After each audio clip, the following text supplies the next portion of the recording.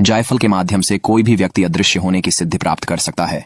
यहां तक कि अगर उसके ऊपर किसी भी प्रकार का तंत्र और मंत्र हुआ हो तो तुरंत जायफल के माध्यम से उसे तोड़ा जा सकता है और जीवजन की अनेकों ऊंचाइयों को छुआ जा सकता है। जायफल को जायफल क्यों कहा जाता है? क्या आप जानते हैं ये एक मसाला होते हुए भी फल क्यों कहलाता है? क्योंकि इसमें छिपी है अदृश्य होने की शक्ति। पहले के जमाने में कई लोग जायफल को मुट्ठी में बंद करके गायब हो जाया करते थे। इसके ढेरों लाभ देखने को मिलते हैं। ध्यान से देख लीजिए, ये फल कोई मामूली फल नहीं है। इसका तंत्र में मंत्र में बहुत इस्तेमाल करते हैं। आज हम आपको इस जायफल के बहुत सारे प्रयोग बताएंगे। चाहे आपको बीमारी लग गई हो, या फिर आपके ऊपर कर्जा बढ़ गया हो, या फिर परिवार में कोई भी संकट आ गया हो, समस्या चाहे कोई भी हो, जायफल का इस्तेमाल आप बहुत सी चीज में कर सकते हैं। ज्योतिष जो है यह एक डीप सागर है, गहरा सागर है। इसमें मोती भरे पड़े हैं। केवल उठाने की जरूरत है, निकालने की जरूरत है और उनको यूज करने की जरूरत है। मात्र एक जायफल 5-7 रुपये का होता है। आप एक जायफल से कई उपाय व्यक्ति कर सकते हैं। अब जायफल होता क्या चीज है? जिस तरह हम खाने वाले फल यूज करते हैं ये उससे थोड़ा अलग होता है। नाम जायफल है, ये पेड़ों में लगा होता है। जायफल सुपारी होती है, सुपारी की तरह होता है। 5 या 7 रुपए का मार्केट में मिल जाता है। लेकिन इसके फायदे से लोग अनजान हैं।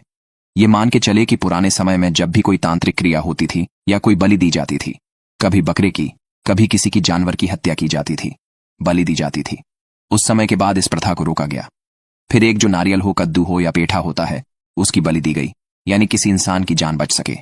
बलि ही देनी है, देवी देवता को प्रसन्न करना है तो यह पेठा होता है या फिर कोई भी मीठी चीज होती है, उसके ऊपर बलि दी जाती थी, जिसमें रक्त टाइप लाल रंग का होता था, जैसे पेठा होता है, तरबूज हो गया, इस तरह की चीजें हैं। उसके बाद धीरे धीरे थोड़ा और इंप्रूवमेंट हुआ तो वह बलि आ चुकी। नींबू के ऊपर तो आपने देखा होगा, नींबू कई बार हथियार के ऊपर लगा होता है।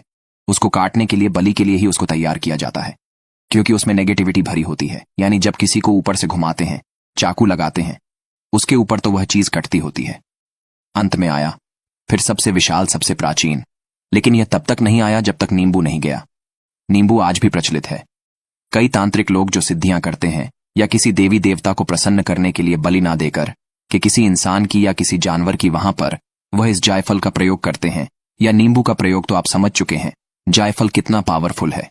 जायफल यदि आप सही तरीके से यूज करते हैं, उसका प्रयोग करते हैं, तो आप अपने जीवन में आ रही कई समस्याओं का समाप्त कर सकते हैं, उसका खात्मा कर सकते हैं।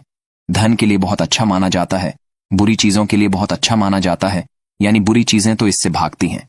मान लीजिए आपके अंदर, आपको प्रतीत होता है कि मेरे अंदर कोई नेगेटिविटी है, किसी ने मेरे ऊपर कोई तंत्र क्रिया की है, या कोई आपको बार बार नजर लगा रहा है, आपके व्यापार स्थान को नजर लगा रहा है। यदि आपके व्यापार स्थान में किसी की नजर लग गई है, व्यापार नहीं चल पा रहा, तो ऐसे में एक जायफल ले और अपनी दुकान की या फैक्ट्री